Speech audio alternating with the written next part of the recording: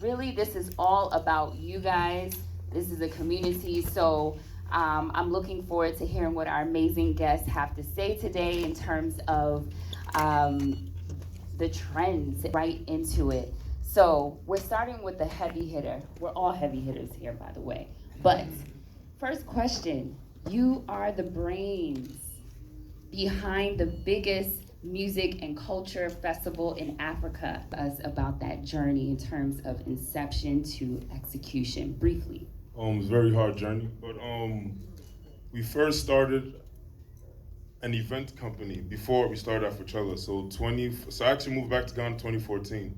So that Christmas, I moved in October. That Christmas, I invited 32 of my friends to come to Ghana, and 14 of them came. So, but we had another company in America called Big Five. So that the second Christmas, 2015, we said, oh, let's have an event in Ghana, and it flopped. What was the name of the event, the first one? It was Christmas in GH. Nice. Okay. Terrible. Then we did another event, flopped again. Then we did another event, December 26, 2016, at Shiny Beach. Even worse, the artists didn't even show up. So that time it was 11 of us in the group. So the other 9 guys was like, oh no, they're not doing anything else in Ghana. Let's just stick to what's going on in America. But Abdul came up with the idea and said, okay, we usually just go out in the evening. The rest of the guys would sleep, but then I'll go to work because I was working in Ghana. And he was like, let's have a festival. But the other guys was like, no, it's not gonna work because all the failed events that we did in Ghana so far. Then I winked him like, yo, let's just do it. At this point, what's the worst that could happen? So, it's only up from here, right? Yeah, exactly. Can't keep going further down. So he went back to the U.S. So 2017, February, he called me, I found a venue. I'm like, how do you find a venue in New York? But then it was Polo Club. So then I went to Polo Club on my lunch break, and we saw it, oh, this is nice. Then I booked it right there. And then now we started like planning the event. So then we added our other partners to the event. So the first Afrochella, I remember 182 people was bashing us. Oh, non fa, non fa. What is this? What is this? But we kept pushing. So we was like, let's try and get at least 2,500 people in the space, so we'll be fine. But we ended up selling 4,500 tickets for the first Afrochella. Amazing. Round of applause for that. Then, so fast forward to 2018. First, Polo said we can't come back there, so now we need to find a new venue. So when I was driving around, and I saw Elwak Sports Stadium again. When we posted on Twitter, 92 people. What is this? Nobody's going to go to Elwak Sports Stadium. We proved them wrong. That time, 12,000 people for Afrochella. Then 2019, because of the year return award now, we had 16,500 people. Then COVID came 2020. We did the Afrochella Block Party, which was a free event at the Independence Square on the road there. That one was about 2,000 people. And then last year when we came back fully, we did 10,000 people, 10,500. So we always said that our 5th year of activation, we're going to do 2 days. That's why we're actually doing 2 days this year. So we're doing December 20th, December 29th. And matter of fact, I think it's enough. I think everybody that's here will give them a free ticket too. So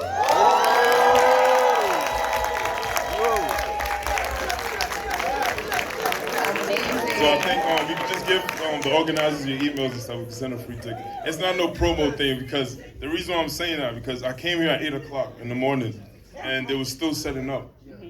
And I didn't get the last email saying that the time has shifted, and it was at 9. I was still here, and it's hard to do an event in Ghana, to be honest. Yes. That's the even reason why I'm saying we give everybody a free ticket because. Like to pull off this amount of people for your first event and stuff is a good job. Right, amazing. Yeah. A round of applause for that. Essentially, before it happened, you guys had the vision for it. Yes. Can we talk about what it means to stick to a vision even though it's not popular or people are bashing you in the process of you trying to execute something? If you just gotta keep to yourself. Like, if you believe in yourself and you know what you want to do, just do it. Like, people are gonna complain. I'll give you another example. My dad. My dad's a member of parliament, Honorable Ken Agyapong, right? And when I was in the U.S., I used to do events, but they used to put the tuition in my account, and I would pay the tuition. And my second year of school, instead of using my tuition to pay, I brought an artist, Fabulous, to my school. And then my parents found out, and then they cut me off. So now I have to figure out how to go to school, right? All right, cool. Fast forward 2019, he's in England at the airport, and he's talking to a couple and his kids. Oh, they going to Ghana, and then his kids are, oh, they want to go to Afrochella. Then he called me at the airport. Oh, let me get 2 tickets. I'm like, we're sold out. then he starts talking. I'm like, cool, we'll give it to him. The reason why I'm saying that, because when I first started doing events, my parents didn't agree to it. But now, they see the value of it, and then now even I get the opportunity to speak here and whatnot, and different things, and they see us on CNN and BBC, and oh, that's my son. But when we first started doing it, they didn't believe in it. So that's what I'm saying. If people don't believe in it, just keep pushing yourself, because you know what you're I'm gonna transition, but what I'll say is Kenny is affectionately known as Mr. The Budget is Open, and Yeah. I now The budget is understand open why. today. Today is open. It's open. The budget is open. Amazing. So moving forward in terms of trends and executing, right? We're talking ideas, we're talking putting actual content out. Here's a question for Mr. Henry. How can a local artist, right? Now we're shifting a little bit from events and space ideation to actual music and artistry, yes? How can a local artist ensure the YouTube music algorithms favor their creativity globally? Oh, that's it's a good question, but so we are talking on one hand on globally and but also locally. What are the opportunities to make content here and to create content and also to organize content? So if you, as an artist, make a video clip, then you need to promote it. You need, of course, to have perhaps your channel or to have anyway other ways to promote yourself, what you're doing, and your video and music. But a video clip is mostly 5 minutes, 3 minutes.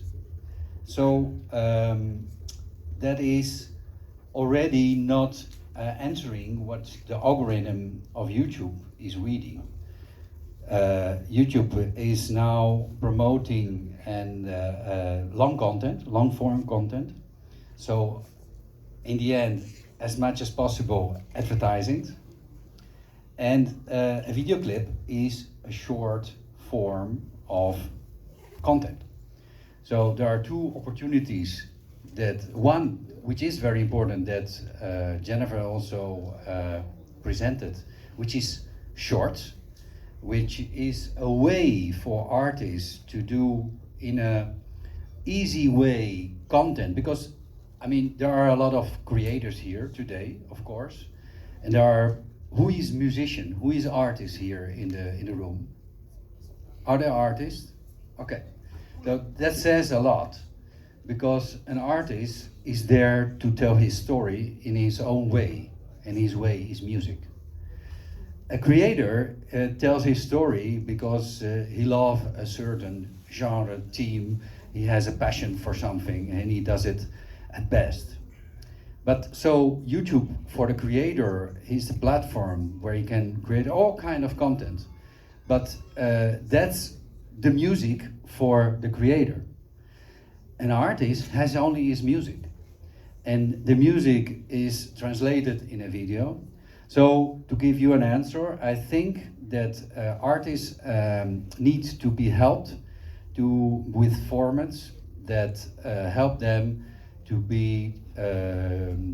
answer the algorithm. So long formats, it means, for instance, a sort of TV program on YouTube instead of on television. A format that is on the radio but also on YouTube about music. So they have to be guests, and they have to have a podium, a place where they can introduce their music. So they don't have to be creator, they can be creator, but if they are not, they can do their music. They need a place where they are bringing their message. And this place must be a place that, for instance, a video or a channel or a format or a collaboration that answers the algorithms on YouTube. So shorts is very important, because even if you're not a creator, we see it with TikTok, it's much more easier, and now with shorts, to make short content. So for artists, perhaps it's easier to make this short content that then refer to long content that are their video clips or other formats where they are in. Amazing. So you gave us a very technical response in terms of what artists can do, and even creators overall, what they can do so that their content is also seen globally, right? Getting a little bit more into the technicalities of things. In terms of ideation and copyright, has the subject of copyright in African music, in the African music industry, properly been addressed? I think that in the whole world it's not properly addressed. There is a lot to do, but step by step we are coming more and more to what the ideal is. The content, YouTube is global, and with Content ID, it's possible to claim your content globally, also in Ghana. So yes, if your approach to protect your content or to claim your music is working with a system that YouTube offers, which is the Content ID for music in this case, yes, you can protect your music. Things that are happening in Ghana, mainly relating to the celebrities and all this stuff. And I thought those contents in Ghana wouldn't really work, but the way he does it really works for him. And he talked me through how he really goes about it. And I think maybe once I get home, I'll probably do something like that, because I have a TikTok channel that does short versions of what he does. So yeah, I spoke to Matthew. This is Matthew. Oh, that's Matthew. Yeah. Okay. Nice one. All right. All right. And she's a food vlogger, and she goes around trying good foods and all that. Also praying after this, I will be consistent and learn. All right. My name is Mbabu, and the channel I have is Find a Story Africa, and it's about the things that Budimaya does. That's the summary of it. And I met Kwekutek. Yeah, this is Kwekutek. Yeah. So his niche is about technology and how it can help all of us achieve better. Yeah. Okay. That's nice. So I'm happy the session went well. Two more people. Okay, Kwekutek. Who did you meet? Apart from. Okay, I also met Ajo Tech, who also taught me a lot. Yeah.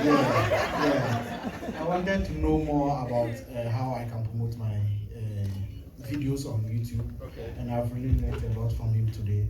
He showed me some of the things I need to do and how to go about it to get more audience on my channel. So Kwekutek and Adotech. Kwekutek and Adotech. Okay. So we see a future collaboration. Maybe you do a video together. Yeah, Tech Brothers. You get it? If you don't get it, forget about it. It's a good idea. I mean, some of my favorite tech that's Mr. Who's the Boss and MKBHD. They usually do collaborations together. So perhaps you could do something like that, right? Yeah, and then I'll leave those people and come to you. You'll be my favorite tech YouTubers. Last person. Who met who? Okay, there's a hand way up there. Yes, I work at YFM too. This is my colleague, Kula. He also has a YouTube channel called Frederick Mate.